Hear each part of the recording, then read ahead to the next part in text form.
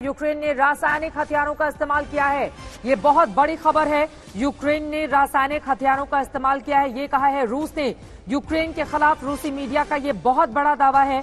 Ukraine ने रासायनिक हथियारों का इस्तेमाल किया है और यकीनन अगर इस तरह की स्थिति बन रही है तो ये बेहद खतरनाक, जब किसी घातक रसायन का हथियार के रूप में इस्तेमाल किया जाता है तो वो रासायनिक हथियार कहलाता है, यानी कि केमिकल वेपन, जिनका इस्तेमाल बड़े पैमाने पर जीवन को खत्म करने के लिए किया जाता है।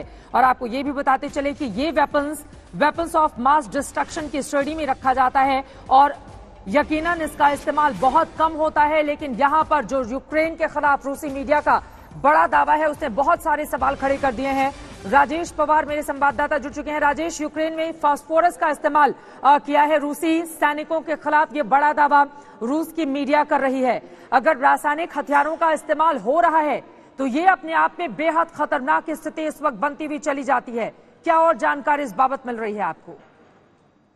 देखिए चित्रा, पहले मैं आपको बता दूं कि रासायनिक हथियार जो हैं, केमिकल वेपन्स, ये बैंड हैं। बिल्कुल। International convention of chemical weapons के थ्रू आप ना तो इनको रख सकते हैं, ना स्टोर कर सकते हैं, ना यूज कर सकते हैं। ये इंटरनेशनल कन्वेंशन है, इंटरनेशनल लॉ है। दूसरी बात, अगर आपको याद हो, लड़ाई से 3 दिन पहले अमेरिकन इंटेलिजेंस आई थी, से खबर आई थी कि जो फॉल्स फ्लैग ऑपरेशन होने हैं, उसमें एक फ्लैग ऑपरेशन ये हो सकता है कि यूक्रेनियंस ने केमिकल हथियार यूज किए हैं, इसलिए उसको मद्देनजर रखते हुए रूस ने फुल फ्लैजेड इन्वेजन कर दिया है। तो ये चीजें बड़े ही प्रेडिक्टेड वे से हो रही हैं, जो चीज चल रही हैं।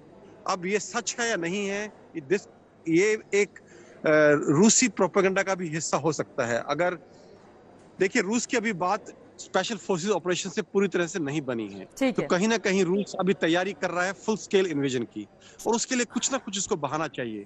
फुल स्केल इन्वेजन में सबसे बड़ी चीज क्या होगी? सिविलियन कैजुअलिटीज, जो रशिया हर हालत में अवॉइड करना चाहता था। क्योंकि अगर वो हुआ तो जो नॉर्मल पब्लिक है, जो अभी ऑलरेडी हथियार उठाने के लिए तैयार है, वो और ज्यादा लोग सामने आएंगे हथियार उठाने के लिए। और जो रूस का मेन मकसद है, इस गवर्नमेंट को गिराना यूक्रेन के अंदर और किसी तरह से अपनी विल वहां इंपोज करना, वो नहीं कर पाएगा।